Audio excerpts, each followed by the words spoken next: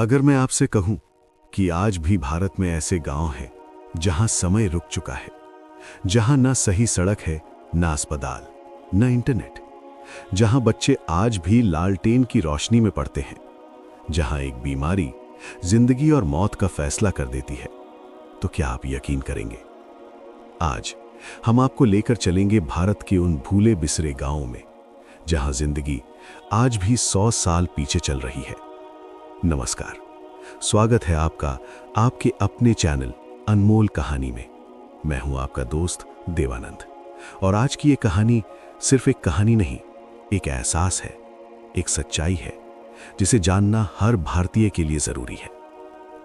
भारत दुनिया की सबसे तेजी से बढ़ती अर्थव्यवस्थाओं में से एक, जहां शहरों में मेट्रो दौड़ रही है, 5G इंटरनेट चल रहा है और लोग डिजिटल इंडिया की बात कर रहे हैं। लेकिन इसी देश के कुछ कोनों में ऐसे गांव भी हैं जहां आज भी जिंदगी वैसी ही है जैसी 100 साल पहले थी। ये कहानी है झारखंड के एक छोटे से गांव करमतोली की। यहां तक पहुंचने के लिए न कोई पक्की सड़क है, न कोई बस, न कोई ट्रेन। लोगों को 5 किलोमीटर पैदल चलना पड़ता है, घने जंगलों के बीच से कीचड़ भरे रास्तों पर। बारिश के दिनों में ये गांव पूरी तरह दुनिया से कट जाता है। यहां रहने वाले लोग आज भी कच्चे घरों में रहते हैं। बिजली कभी कभी आती है और कभी कई दिनों तक नहीं आती। रात होते ही पूरा गांव अंधेरे में डूब जाता है। सिर्फ लालटेन की हल्की रोशनी और दूर कहीं कुत्तों के भौंकने की आवाज। यहां के बच्चों के लिए स्कूल जाना कोई आसान काम नहीं है। करीब 3 किलोमीटर दूर एक छोटा सा सरकारी स्कूल है, जहां पहुंचने के लिए उन्हें रोज नंगे पैर पथरीले रास्तों से गुजरना पड़ता है।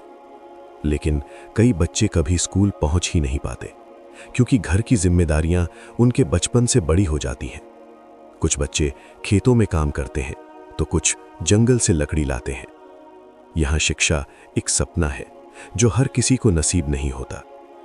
गांव की एक छोटी सी लड़की सीमा हर दिन अपनी किताबों को एक पुराने कपड़े में। और हाँ, आपने अभी तक हमारे चैनल सब्सक्राइब नहीं किया है तो प्लीज सब्सक्राइब कर दें।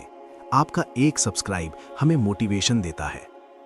कई बार रास्ते में ही जिंदगी हार जाती है।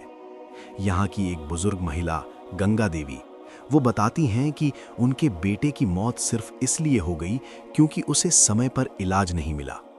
उनकी आंखों में आज भी वो दर्द साफ दिखाई देता है।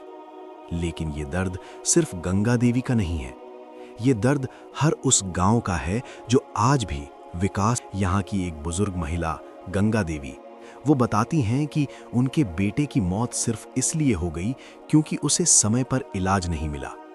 उनकी आंखों में आज भी वो दर्द साफ दिखाई देता है।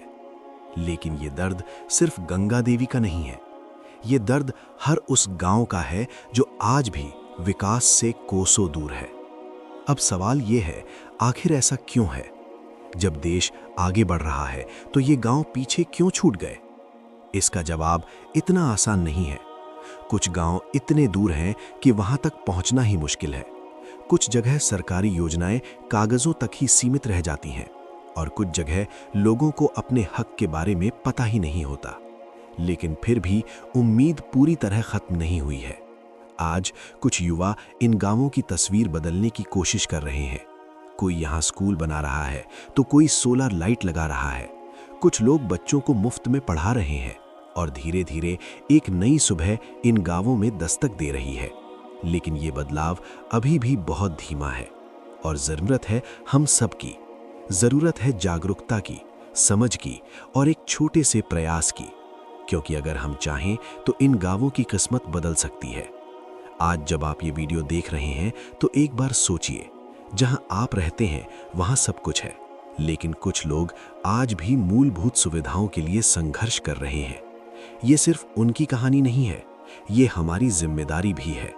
क्योंकि एक देश तभी आगे बढ़ता है जब उसका हर गांव, हर इंसान साथ आगे बढ़े। ये था भारत के उन गांवों का सच जो आज भी समय से पीछे चल रहे हैं। अब फैसला आपका है। आप सिर्फ ये कहानी सुनेंगे या कुछ बदलने की कोशिश करेंगे?